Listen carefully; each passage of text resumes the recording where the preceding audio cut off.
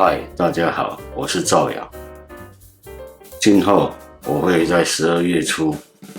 开播一系列的程式设计的课程。那借由这个程式设计的课程，来教导对程式设计有兴趣的各位网友不分男女老少。那透过我的影片，可以学习到很多最基础的观念也好，不管你是要玩玩也好，或者是试看看也好，或者是为了追求第二个专长，或者是朝着这个程式设计的领域专业的方向去发展，都可以收看我的影片。那当然我会开播的影片包含的这个项目跟范围会比较广那也有很多这个我的朋友或者是公司的以前我公司的员工都会问到我一个问题：到底要怎么学习这个程式设计才是比较好？有没有好的方法？其实程式设计理论上来讲，其实它注重的是一个逻辑的观念。那何谓逻辑观念？一般人会把逻辑观念跟数学好不好会画上等号，其实是未必的那当然，你数学要好，逻辑观念是一定要好，是没有错。那但是在程式设计的领域，除非你是要做底层，这是一些系统的开发，或者是功能的运算。那实际上我们在所谓的应用设计的阶段，其实你不一定要需要会很多这个数学多好，英文多棒，其实这个都是其次的。当然，如果你的英文不好，那程式语言大部分是英文的当然也有中文的，毕竟那是少数，而且执行起来效率也不太好，所以现在市面上一般程式语言都是英文的那当然，程式语言里面有分低阶、高阶语言。那所谓低阶语言跟高阶语言，字面上的意义会很容易把初学者混淆，或者是说外行的人混淆。所谓高阶语言，那你认为高阶语言一定是比较执行效率比较高或者是说比较高尚、比较艰难，其实是错的所谓高阶语言就是比较口语化，英文来讲就是口语化的描述语言。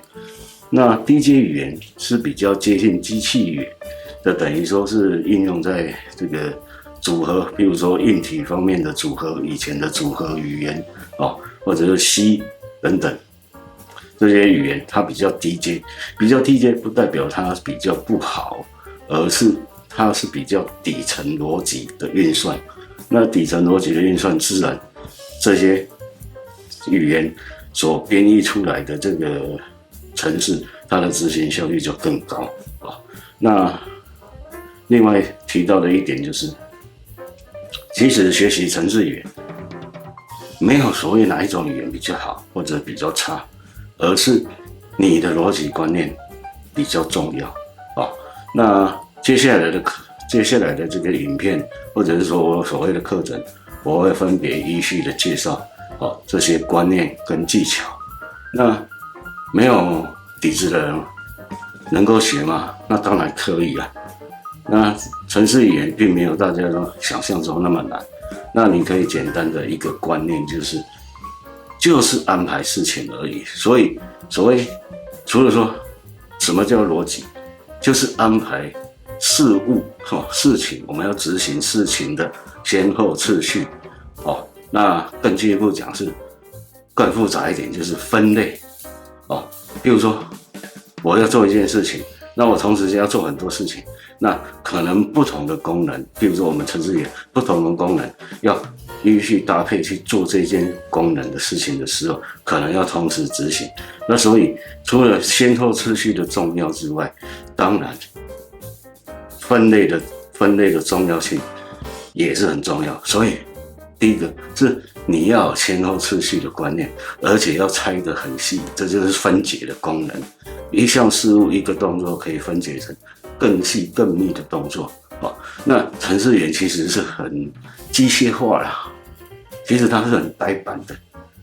什么样的指令就执行什么样的结果。那你如果是跳跃式的思考，那下一行指令就要做很多事情，那是不可能的。所以你要有分解的功能、分类的功能，然后再组合起来，那就是一个完整的程式功能。那依照这个观念去学习、发展你的这个程式设计的技巧也好、经验也好啊。那另外一个是学习程式语言，在写的时候，那就是不断的尝试错误啊。那什么人最适合呢？其实是坐得住的人最适合。如果说你觉得你坐不住啊，椅子都坐不住，那你就可能考虑不要走这一条路啊，或者说你玩玩根本就没差，我只是玩一玩，想了解说程式设计是怎么一回事。那当然，我首先会开播的就是以我自己认为最简单的就是这个网站的设计啊。那网站的设计有分前端、后端。那我会先从这个前端的设计，那它现在的技术跟语言就有3、4种，那我会依序来介绍啊，希望各位可以这个获得一些启发哦，或者是说大家交流哦，谢谢各位。